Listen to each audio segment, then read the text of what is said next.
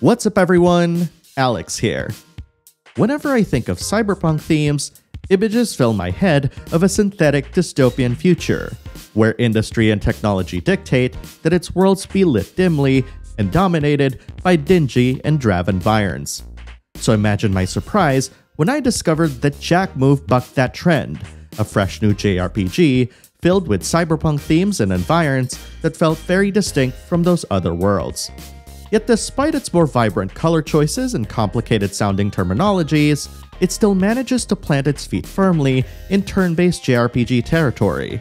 And after playing through a demo of the game, I'm quick to say that this is one JRPG that you'll want to put on your wish lists.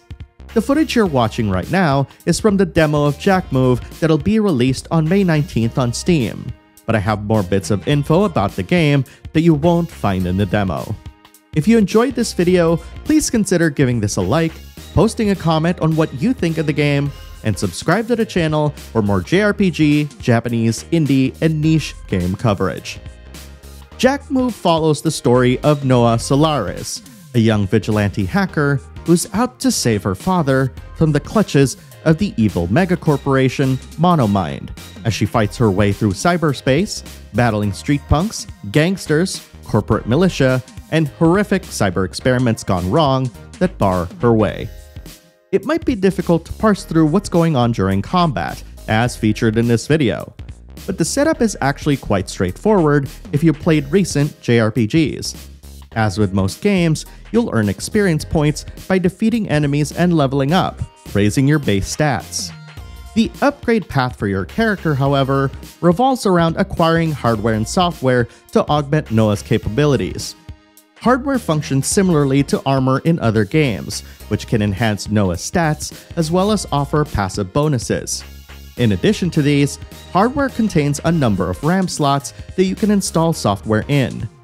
Think of software as magic spells that will need to be equipped in order to use. Each piece of software can be leveled up through repeated use, thus improving their potency. If this is all beginning to sound like Final Fantasy VII's materia system, then you're on the right track. The difference between the two games, however, is that Noah is on a solo mission, meaning you won't have party members to back you up. This makes choosing the right commands during each turn more important, as you've only got yourself to rely on. Thankfully, the game displays a turn order that'll help you create strategies to turn the tide in your favor. One way you can manipulate this turn order is to use the Cash ability. Because Cash brings up a shield, it's a great way to defend against powerful incoming attacks, and gain an additional turn shortly after. This is also useful whenever you want to alter the software that's currently installed, in order to cater your attacks to the enemies you're facing. Initially, I was a bit concerned about how much you'd have to micromanage software during battle, as JRPGs often require us to nail enemies with their weakness. Thankfully, there are only 3 elements in the game you'll have to contend with, conveniently named cyberware, electroware, and wetware. While engaging in combat, a meter on the bottom will start to build up as you inflict and receive damage. When full, you'll be able to use the titular Jack Move, a powerful super attack that inflicts massive damage on all your enemies. Inputting QTE commands as the prompts pass through a timing ring will greatly enhance the damage you inflict. Your Jack Move's meter will carry over from one battle to the next, allowing you to build this up during easier fights, and unleashing this as an opening salvo during boss fights. It also seems like you can equip different Jack Moves as you progress through the game, though there's only one available during the demo. Given that Jack Move has randomized battles, you might be wondering if it offers any sort of warning ahead of time that'll let you know if you're about to run into trouble. Your likelihood of getting into combat is represented by a threat level that increases the more you linger around floors. This threat level cannot be reset by interacting with vending machines that replenish your health and data, the game's equivalent of MP. All told, I do love that Jack Move allows me to save at any point, in addition to a convenient autosave system that saves your progress on the regular. That said, what has probably made you more curious about this game is its gorgeous animation and a brighter, more saturated presentation of the cyberpunk theme. Noah and her opponents have lovingly rendered animations that, when combined with the punchy sound effects, make for a satisfying combat feel.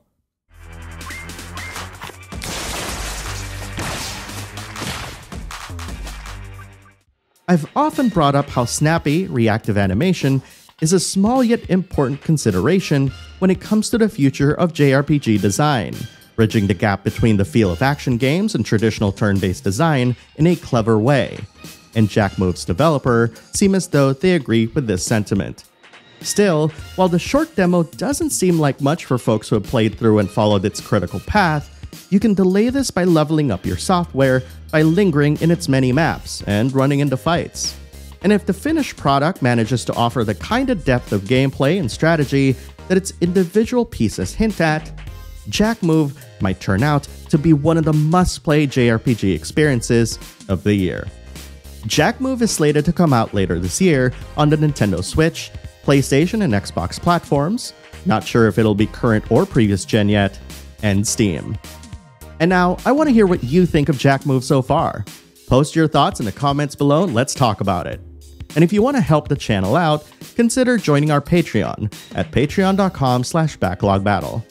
Thanks for watching, and I'll see you in the next video.